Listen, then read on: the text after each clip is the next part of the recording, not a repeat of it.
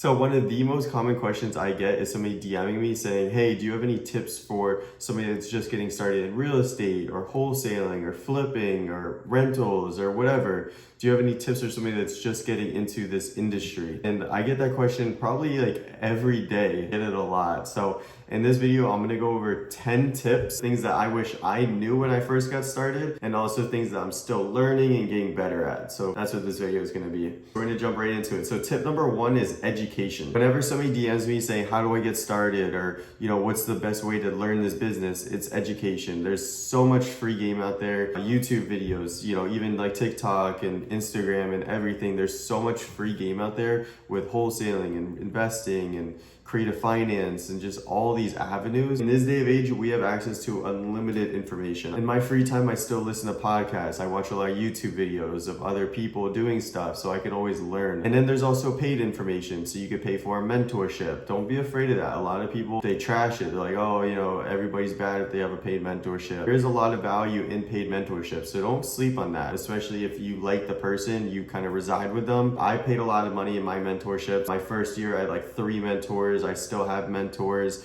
I have a lot of local mentors of people I just do deals with. So don't be afraid of mentorship. You always want to stay informed. So always educate yourself on market trends, mortgage rates, what's going on in your local market, so you can always stay on top of the game. My second tip is be open to JVs. I actually canceled the first contract I ever got, like 2.5 years ago. I didn't know what I was doing. I didn't want to work with anybody. I thought I could do it myself, and I canceled the contract. And looking back, it would have been a really good deal if I did it with somebody else. So don't be afraid of JVs. JV with people. Somebody brings the buyer to your deal. Somebody helps you find the seller and you bring the buyer. There's a lot of avenues to make money. I still, to this day, maybe 1 of every 4 deals, somebody else brings a buyer to that deal. Not all of them are my buyers, and I'm okay with it. I like paying these people. It builds a relationship. It maintains the relationship. There's a lot of money to be made in JVs. There's a lot of money to be made in networking. I've helped a bunch of people do their first or next deal just through JVs. So if you have a deal, feel free to send it over. I would love to JV with you. The cool thing about JVing is if you JV with somebody else or me, oftentimes those people will walk you through the process in return of you bringing them value. The value you're bringing them is you're bringing them a deal where they can make money. And in return, they'll walk you through the process. So I've done that with a bunch of people where they bring me a deal, I help them close it, I help them sell it, and I walk them through the whole process. And maybe they do their first deal with me. It's happened. So don't be afraid of JVs, be open to JVs, be open to collaborate, be open to squad up. Tip number 3 is network. I go to probably 1 real estate meetup a week. I went to one last night. I'm gonna go to one next week. I go to a lot of real estate meetups, and I genuinely enjoy going to these meetups. I'm friends with most of the people now. Whenever I pull up to a meetup, I'm like, yo, what's good, what's good? I see all my friends there. It's not just like, you doing deals, what market you in? It's like, yo, what's good? Like, how's your wife? Like, how's your kids? Like, you go out last night? Like, I saw you in Miami. Like, it's like that, Like, those are like some of my good friends, and like I text and call them, but I really only see them at the meetup. So I'm boys with a lot of people that go to these meetups. I could call them up anytime, ask them questions. Some of the people are ahead of me, some of the people I'm ahead of in certain areas, they can call me and ask me questions. Like, they're genuinely friends. And a lot of times those are buyers. Like, a couple of times I even went to meetups with a deal I needed to sell, and I sold it at that meetup. I met somebody buying in that area, and I sold it at that meetup. So you never know who you're gonna meet. You can meet a mentor, you can meet friends, you can meet anybody, you can meet travel companions. You never know who you're gonna meet at a meetup. So I'm a big advocate of going to networking events, even if you do it virtually. Like, let's say I'm in Miami and I wholesale in Phoenix. Even with that, I would still go to meetups in Miami, network with the local Miami people. You could be boys with them. Maybe those people at that meetup are also doing it virtually, but they're going to real estate meetups. So network, your network is your net worth. Become friends, get real estate friends. That's really my biggest tip. I'm surprised a lot of people don't go to meetup. If you're in South Florida, I'd love to see you at a meetup. I don't host my own meetups, but I go to a lot of them. So maybe one day we'll run into each other. Tip number 4 is going to be set goals for your business and for your business life and personal life. But don't set like just insane goals. Set realistic goals that are just a little bit like outside your comfort zone. I forget who said it, maybe like Grant Cardone or something, but he was like, set like realistic goals where it's like, you can hit it, but it's like pushing you a little bit too much. When I first got started, that's what I did, and I actually hit my goal my first year, which was 300,000 in like gross revenue for my business. So do set goals, set realistic, obtainable goals. And then it gives you something to work for. Write it down too. So then at the end of the year, you can be like, did I hit these goals? This year I wrote down 10 personal goals and I wrote down 10 business goals. Am I gonna hit them? Hopefully. I'm a big fan of goal writing. I don't do it too often, but I like to do like big yearly goals. I'm not a huge guy on like journaling or like weekly goals, but big yearly goals I like to do and just see if I hit them.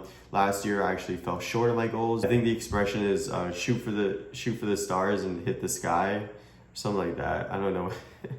I don't know what the expression is, but write down goals. Goals are good. My 5th tip is actually a really big one, and I probably should have moved it up. I don't think these tips are in any order, by the way, because this one is probably one of my favorite tips, and it's choose one niche in real estate. So let's just say there's so many different niches. Wholesaling, we all love wholesaling. Fix and flipping, rentals, Airbnb arbitrage, creative finance, notes. There's so many. I'd even say like half of them in that spiel, but there's so many different ways to get into real estate. Stick with one avenue for right now. Wholesale has a lot of different avenues, like acquisition wholesaler, disposition wholesaler, like agent outreach wholesaler, right? There's so many different avenues and branches of each component of real estate. Rentals, you could do Section 8 or normal rentals, creative finance, like there's so many different things. So my suggestion is stick with one niche. For example, what I did was I stuck with just driving for dollars and cold calling. That's all I did. I was a big like Brent Daniels guy, so I just did whatever he told me and it worked. I'm not driving for dollars as much as I used to. I'm also not cold calling anymore because I have people cold calling, but I learned a lot in that process. I learned a lot of hustle. I learned a lot of discipline. So stick with one niche and just master that niche and then expand out. Don't try to do so many different things because you're not going to be good at any. You'll be decent at all of them, but you won't be good at any. Get good at one niche. Somebody I met at a meetup one time in Miami, he's a really big, investor down here. And he told me, Alec, my recommendation for you is just a wholesale for your first year. Don't fix and flip, don't buy rentals, just wholesale.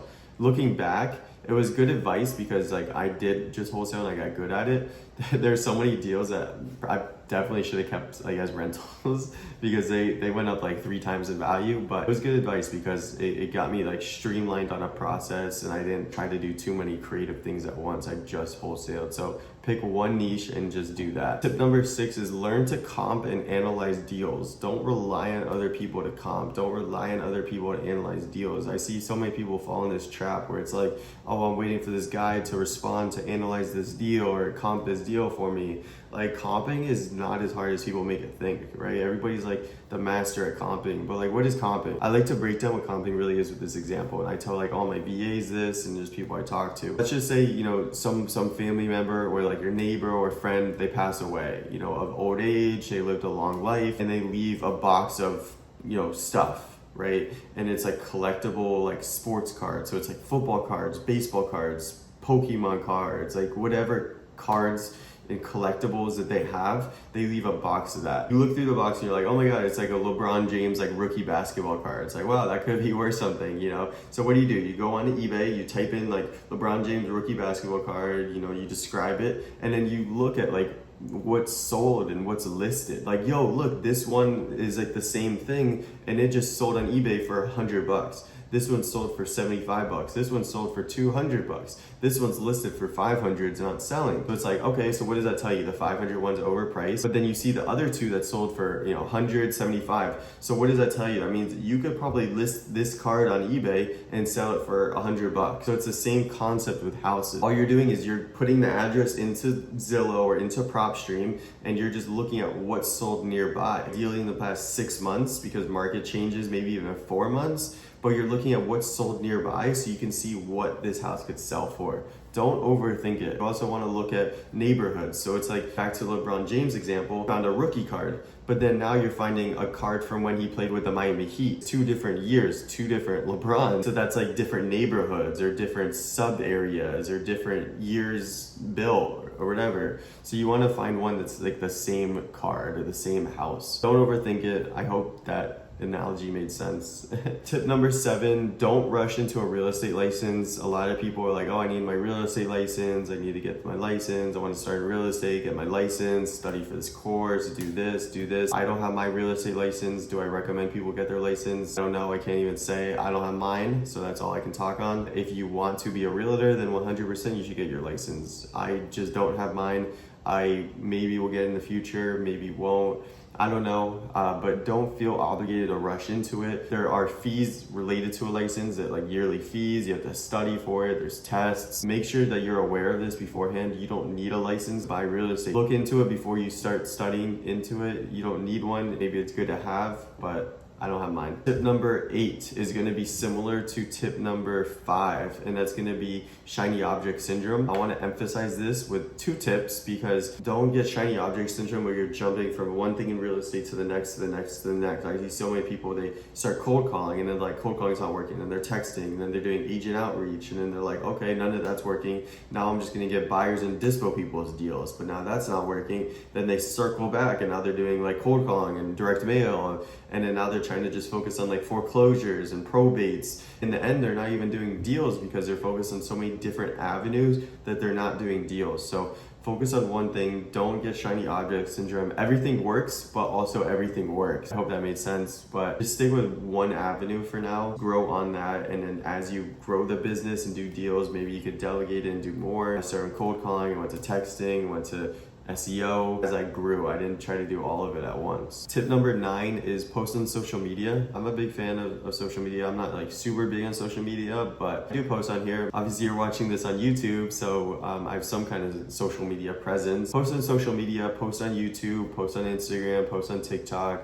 Your posts don't have to be good. Post you cold calling, post you comping a deal, or just post videos out there. As you post them, even if they're not getting views, it'll build your confidence to post more. A year ago, I would have struggled to do this video I'm doing right now. And I'm still like a little uncomfortable doing this video, but I've been doing social media for almost a year now, consistently. And I'm feeling like a lot more comfortable to do it. There's still a lot that I'm uncomfortable with, like with Instagram lives and TikTok lives. Like I still think those are super awkward and hard to do, but a lot of people are good at them. So my suggestion is post on social media. Don't post good content, just post content. Who cares? In the end, like maybe a couple hundred people will watch it. It's not even a big deal. But post content, because you never know who's gonna do deals with you. I've done a lot of deals through social media. If you have a deal, send it over. I'm more than happy to look at it and maybe do it with you. Helped a lot of people do deals through social media. And also you can sell courses and mentorships, which I don't do at the moment, but if I wanted to, maybe I could, because I have a decent following. Tip number 10. So the last tip, I hope this video didn't go on too long, but the last tip is going to be my favorite, and it's something that I have struggled with, and I'm sure everybody watching this has struggled with at one point, and it's comparison.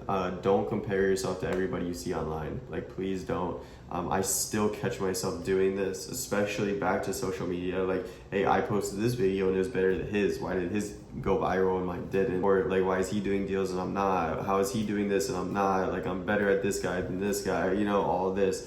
Don't compare yourself to other people. Don't see other people posting all these wins online and be like, oh my gosh, like they're doing so good and I'm not. What's wrong with me? 'Cause in reality, everybody has their own struggles and nobody's posting those struggles. I did a whole video about this like a couple videos ago about like my true opinions on wholesaling, and it was like talking about like how a lot more people are struggling than they put off to believe, and a lot of people were supportive, but a lot of people hated. They're like, yo, you're just complaining, like shut up. I'm like, all right, like whatever. Don't compare yourself to other people. Like you'll see all these people saying I own 1 million doors, but they own maybe equity in the doors. They don't own all the doors 100%. Or like I own this many Airbnbs, but they're Airbnb arbitrages. Or I do this many wholesale deals, but they're counting like wholesale deals they did in like 2 years ago when everybody was doing deals. So don't compare yourself to other people. Stick to your own lane. You got this. I hope these tips helped. Like, subscribe, comment if you want me to do more tips. I have a million tips I could probably do videos on. This is like a different spot that I'm recording a video. I've never recorded a video like here before,